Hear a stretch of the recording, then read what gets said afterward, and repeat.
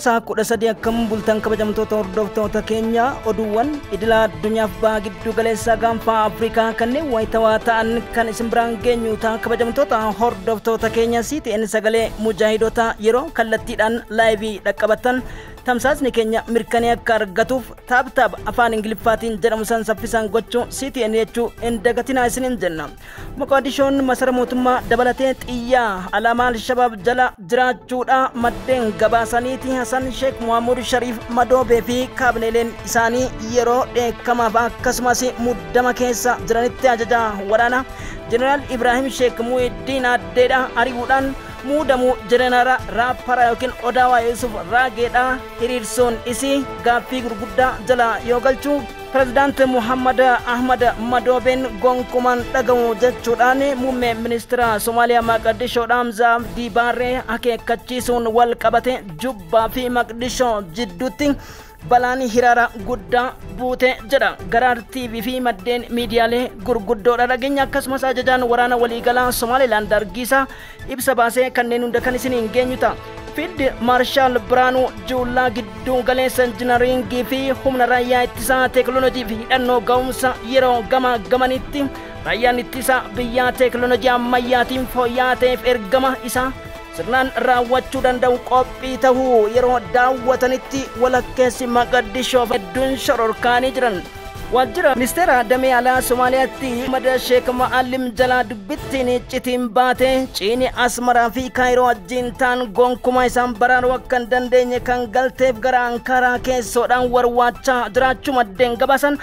Al-Shabaab haleellaa cimaa masara mootummaadha kan Somaaliyaa Maqdishoo irratti fudhachuuf kan jedhu kolli tika CIA Ameerikaadha mirkaneessee walakkeessi Maqdishoo quba nyaachuuf quba tuutatu gaabbii gurguddaa keessatti akkasumas waldhabbii kaabinee Jubbaa laandii fi ala qabatamaa Maqdishoon keessatti raafamtee fi filannoo adda gaggeessuu Kismaayootiin wal qabatee gama biraatiin jaarsummaa lafa jalaa kan fida ministeera damee alaa Tarkiitti odeessuudhaaf akka jirtu iccitiiwwan baankunneen hundi kan isinii dhiyaatan ta'a. Dippiloomaasiin Somaaliyaa Maqdishoodhaa raafama gurguddaa keesseenuuf hiriirri kutaalee biyyattii hawaasaan dhoowuu danda'a kan jedhuu fi xiyyeeffannaan Al-Shabaab masara mootummaadhaa Hasan Sheikh Muhammad Sharifii fi fakkaattota isaanii kanneen akka Hamza Abdii Barreef qondaaltota waraana hundi walafaan deebi'uu wal qabsiise. Isa gaanfa Afrikaa keenya maddeen miidiyaalee Universal Somaaliyaa Horizontal akkasumas Hargeysa fi Horizontal Cable Horn Africa News fi First Post damee Afrikaa akkasumas Soma dabalateetiin kan isiniif dhiyeessinu galalcha keenya Afrikaa gaanfa Afrikaa keessaa.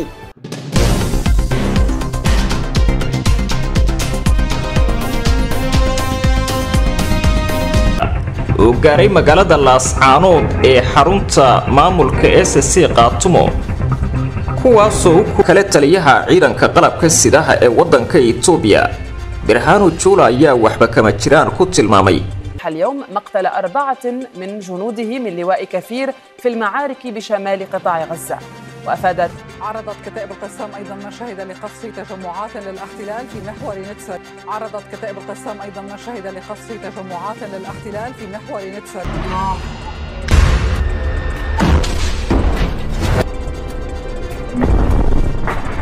تتوفر لدى فصائل المقاومة وهذا ما نجده كمعدل عام وبالتالي هذا رقم كبير. في القوات المسلحة اليمنية بعون وسائل إعلام إسرائيلية عن رسالة أرسلها وزير الدفاع الأمريكي.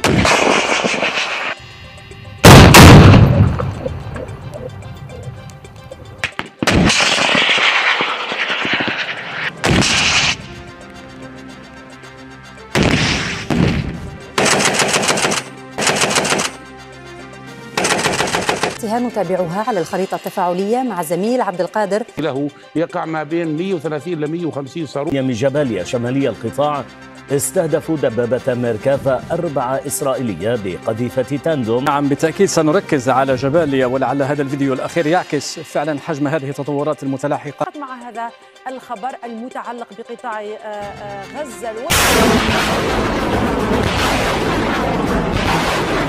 sababni waa dhaba keenya wal dhaba keenya jedhe galana gaaromsa sababni waa dhaba keenya harkuma keenya jechuun al-shabaab masara mootummaa Maqdishoo irratti xiyyeeffachuu intelijensi Ameerikaa CIA dabalatee waajjirri pirezidaant Hasan Mahmud Shariif madoobeen yoo dhagayaan har'a shororkaa dhimma haala waayitawaaf akkasumas qondaaltota waraanaa gadi aanoo ta'anii fi ajajaa waraanaa waliigalaa Ibrahim Sheikh Muhammad Adde ari'uudhaan nama raagaaf dardara tokko ol baaseetiin kuni tarii al-shabaab jalaa isa baasuu danda'a kan jedhu miidiyaaleen Somaalee dabalatee galaalchuu irratti argaman. Pirezidaant Hasan Mahmud Shariif walgahiiwwan gurguddoo addunyaa kamirrattiyyuu kan Itoophiyaa himachuuf raappooliif yennoo gurguddaa akka nama murtii deemutti halkanii guyyaa barreeffataniif takka Masri takka Asmaratti dhiyaatan yeroo kamiyyuu cala nagaaf dippiloomaasii diduun isaaniitiif gulantaa fi kabaja guddaaf ulfina silaarra galatuudha. Waggoota 15 raayyaan ittisa biyya Itoophiyaaf qaamoleen Itoophiyaa nageenya hedduun lubbuu itti dhabanii nagaa Somaaliyaaf tasgabbii Somaaliyaan har'a sirna dimokiraasii maqaa federaala jedhu kanaan waamamte kan galatuuf jala balleessan madoobee Hasan Sheikh Muhammad Shariif kaabineewwan isaanii gidduutti garaagarummaan uumamaa jiraachuu fi Riippablikiin Federaalaa Dimokiraasii Maqdishoodha bakka sadiitti Puutlaand Jubbaalaandii fi karaa Somaalee laand Hargeysaadha kan qabachaa jiran Jubbaalaand Pirezidaant Muhammad Ahmad madoobeetiin murtiin Hamzaa Abdii Barree dhageenif akeekkachiisni dhageen dhimma keetuu hin beektu aangoo keetiin murteessuu keessatti qooda yoomillee hin qabaannu Riippablikiin keenya kan Jubbaalaand filannoo mataa ishii gaggeessiteetiin Afrikaaf addunyaa gubbatti olaantummaaf waan barbaachisu kamuu uummata keenya cina dhaabbanna jechuun humni Riippabilikii addaa moggaasa gurguddaaf qophaa'aa jiraachuu fi miseensonni paarlamaa Maqdishoo gara Jubbaalaand Kismaayyootti godaanaa jiraachuun dhaga'amee jira. doorashada Jubbaland oo shaacinaya habraaca iyo jadwalka doorashada Jubbaland iyo sidoo kale xulista xildhibaanada dhowaan madaxweynaha Soomaaliya Xasan Sheekh Maxamuud oo booqasho ku tagay dalka Jarmalka jamhuuriyadda Soomaaliland ay mar walba hiiliyo isla oo ka hadlay maanta dagaalkii ka dhacay deegaanada u dhaxeeya Buuhoodle iyo sidoo kale sado kursigiisa ka hor intaanu Itoobiya kula dagaal dood iyo ismarin waa wali ka taagan nooca uu noqonayo Birhaanu Juula ayaa waxba kama jiraan ku tilmaamay eedaynta ka timid wasaaradda arrimaha dibadda ee dalka Soomaaliya taasoo ahayd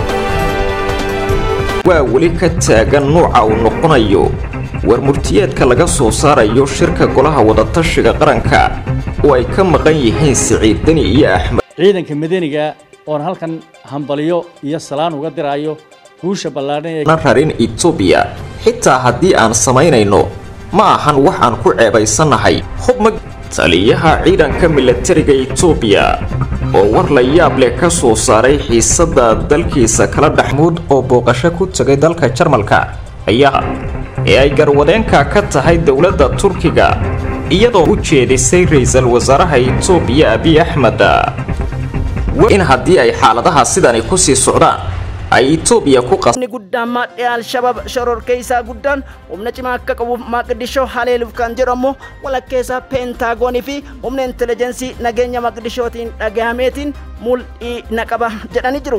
Haa ta'uuti waliigaltee kanaaf akkasumas rakkoowwan gurguddoo bulchiinsa Soomaaliyaa keessa jiru furuudhaaf bara 2025 keessatti humna nageenyaaf tika gaanfa Afrikaa kan AMISOM jedhamu keessatti Itoophiyaa ramaduu dhabuun komiiwwan gurguddaa kaasee fi Soomaaliyaa mallattoo qaxxaamura diimaa Hasan Mahmudii fi fakkaattootatti fe'eeti jira. Waliigalteewwan kana gaaffii uummataa malee murtoo aangoo isaaniitiin taasisuun Maqdishoodha mul'ii isaan kutuu bira darbeetiin Soomaaliyaan bakka hedduutti akka cittuu fi qaamni al-shabaab duraanuu sababni waa dhaba keenya jaruma teenya jechuudhaan ol seenuu heda fakkaatan oduun dhageeman gara TV fi miidiyaaleen balballoomuu irratti argaman. dunida islaamka iyo dunida carabta ninka martida loo ahaa oo ah Maxamed bin Salmaan oo dhaxal sugaha boqortooyada Sacuudi Arabiya. ورقة المسيرات ما أهميتها بالنسبة لحزب الله وكيف يحاول استثمارها في الوقت الحالي لتحقيق كان المتحدث العسكري باسم جماعة أنصار الله الحوثيين يحيى سريع تنفيذ عمليتين عسكريتين نوعيتين. الأولى استهدفت من قادرين على قنص جنود إسرائيليين ومقتل 26 جنود. وسائل تتوفر لدى فصائل المقاومة، وهذا ما نجده بارتفاع قادرين على قنص جنود إسرائيليين ومقتل 26 جنود. وسائل تتوفر لدى فصائل المقاومة، وهذا ما نجده بارتفاع فاتورة الخسائر بالنسبة للجيش الإسرائيلي. فلذلك نرى بأنه عندما مزيد من التفاصيل على جبهة غزة وتطوراتها نتابعها على الخريطة التفاعلية مع زميل عبد القادر. له يقع ما بين 130.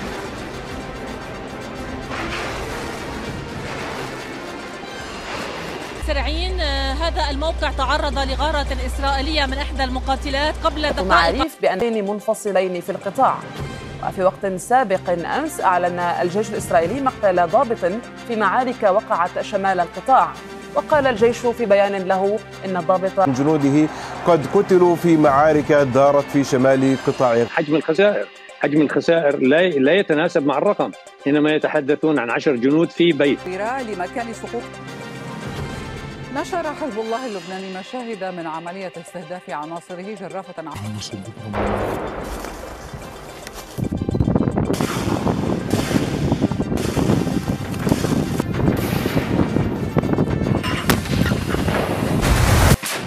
Hadhaawwan gurguddoo kamiyyuu liqeeffachuun gidduu galeessa Gaazaa keessatti lammiiwwan akka balatti harca'aa jiran kan addunyaa furmaata dhabdee irratti birgeediin mujaahidoota salphina gurguddaa humna jeeshota yookiin IDF forsiin kan qaanesse ture.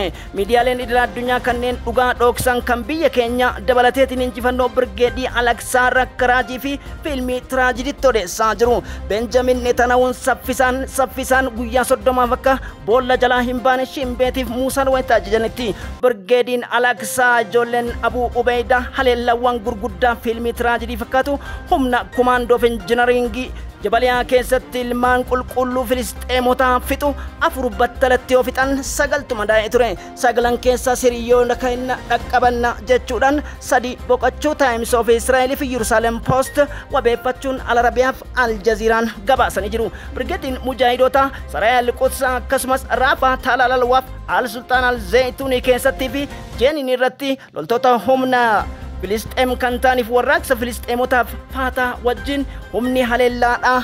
Kooriyaa tolchee kan ta'e RPG harkaatiin taankotaaf merkebaan har'a 6 ta'uudha Al-Jazeeraan gabaasee jira. Hindustaan wabeeffachuun Times of India fi miidiyaaleen akka galaalchaa jiranitti haleellaan Hamaas kun yeroo kamiyyuu caala akka cime himuun daangaa Raafaa Filiidelfiyaa cuufteetiin akka waardiyyaa nama baankitti kan ta'aa jirtu Israa'el Hamaas osoo isaan hin beekin kutaa Jabaliyaa kaaba giddu galeessa Gaazaa dhuunfachuu isaa maddeen mirkaneessanii jiran. Saffisaan ariifadhaa loltootaafan helikopteraan guura fidaa jechuun qajeelfama ajajaa waraanaa Israa'el kan haarawaa ta'an torbee osoo hin gahin dhaadannoo Hizbollaa balleessineen beekaman Israa'el kaatirraa ajajni kenname saffisaan guuratan. Heelziyaalleefi ammoo gaaffii gurguddaa karaan kalabbaa mallikaabbaa gaaffiin jettuu fi ajajni gurguddaan galman geenye jechuun dheekkamsi gurguddaan Itaamir Benjaagirii fi kaabineewwaniin itti kennamuun dhagahameeti jira.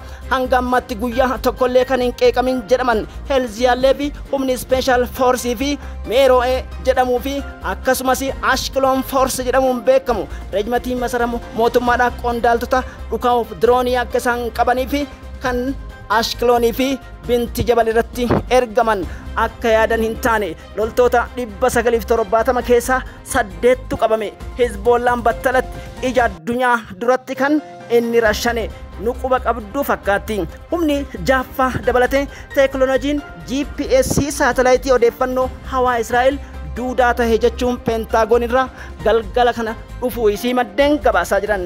Akka Al-Arabiyaa wabeeffachuudhaan Al-Jadiid TV'n jedhuu fi Al-Madiyaan Libaanos gabaasetti Israa'el Hizbollaa injifachuu miti duudaa taatee jirti.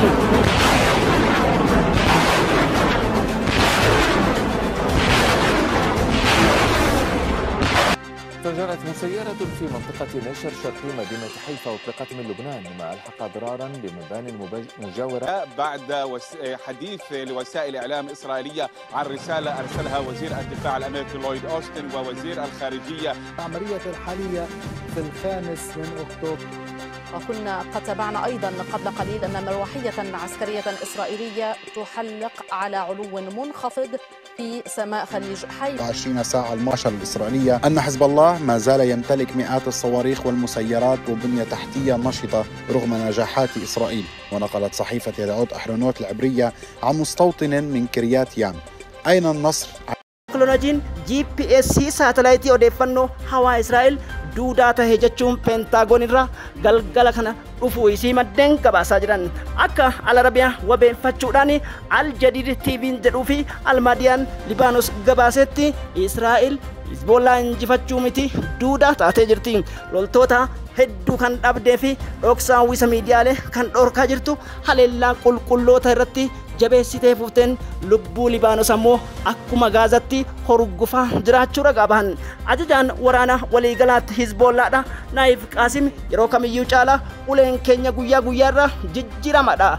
Alkaahii yookiin Kaanaa'ii jedhamuun beekamu misaa'illi har'a Israa'el takkaan argin humna Irandoom isaanii caccabsee walakkeessa Boongooriyoodha garmalee kan uree ta'uu miidiyaaleen idil addunyaa wal harkaa fuudhanii gabaasaa jiranii. Al-Jadiid akka jedhutti haleellaan har'a Alkaahii misaa'il jedhamu keessattuu kan haleellaa furgugaa Irandoomii fi taad misaa'ila teknoolojii Ameerikaan dhaabdeef kamiyyuu dandamachuu hin dandeenye.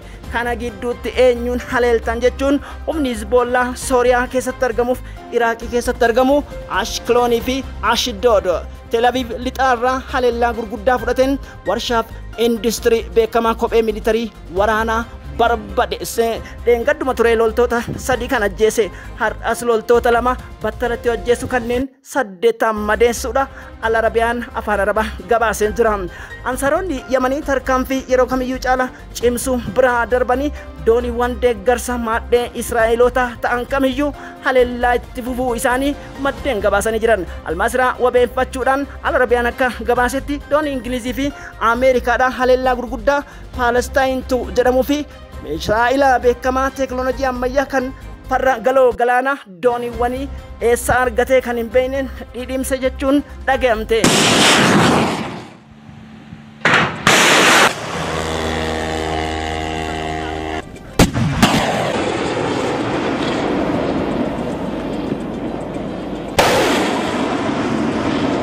استهدفتا قوات أمريكية في بحر العرب والبحر الأحمر وذلك في سياق ردها على استمرار العدوان السلاح الجوي المسير في القوات المسلحة اليمنية بعون الله تعالى عمليتين عسكريتين جنود إسرائيليين ومقتل 26 جندي. وسائل تتوفر لدى فصائل المقاومة وهذا ما نجده بارتفاع فاتورة الخسائر بالنسبة للجيش الإسرائيلي. فلذلك نرى بأنه عندما مزيد من جنود إسرائيليين ومقتل 26 جندي. وسائل تتوفر لدى فصائل المقاومة وهذا ما نجده بارتفاع فاتورة الخسائر بالنسبة للجيش الإسرائيلي. فلذلك نرى بأنه عندما مزيد من حرب العصابات مع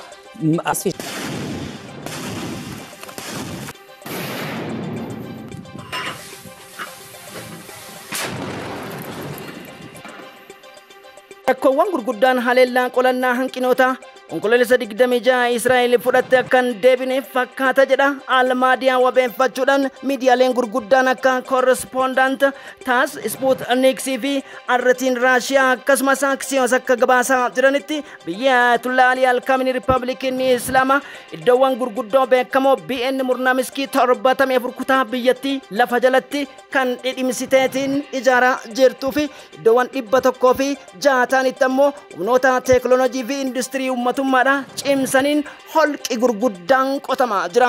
Holqi gurguddaan iddoo 111 akka waliigala biyyattiitti fageenya walakkeessa kiiloomeetira tokko jechuun meetira 500 ta'an dheerina wajjin ministeerota qondaaltotaa fi teeknoolojiiwwan waraanaa yeroo kamiyyuu uwwisuu jedhuuf misaa'iliin amma Iraan Israa'eliin haleeluu hedduu ana yaaddessa jechaan waraana Ameerikaatiif Ameerikaanonni baay'ee rifatanii jiran. Haleellaa isaan Sooriyaa irratti fudhatan addunyaan balaaleffachuu bira darbee mootummaan Bashar al-Assad kan Sooriyaa yeroo himatee jirutti Iraan Ayatollah Ali Al-Khamenei Israa'el dandamachuu mi kanaan booda addunyaa barsiifna jechuun isaanii tarii akkaataan isaanitti Netanyahuun amma dhokatee jiruu fi haalli Iraan itti qophii taasisaa jirtu yeroo kamiyyuu caalaa cimaa ta'uu Independentiif Axios gabaasanii jiran. Gama biraatiin ta'e Economics gaazexaan jiru akka gabaasetti Ayatollah Ali Al-Khamenei haadha keemikaalaa kan of keessatti dabalatan cruise misaayiliin fageenya gurguddaa biyyoota barbaade haleeluu danda'uu fi Iron Dome teknooloojiin kamiyyuu ugguruu hin dandeenye qophaa'aa akka jiran yoo himan Hussein Suleemanii yookiin ajajaa humna dhukaaf haleellaa waliigalaa Iraanidha. Dooniiwwan isaanii akka qophaa'anii fi Raashiyaan harka gurguddaa keessattuu walitti naqachuun isaanii immoo sodaa gurguddaa uume jedha. Kabajamtoota hordoftoota keenya addunyaa keenyaaf nagayaa taasisu miidhamuu eenyutu hin barbaannu. Sagalee mujaahidoota hinjifannoo dhugaa Filisxeemotaaf Rabbi mirgaa dhaabatu.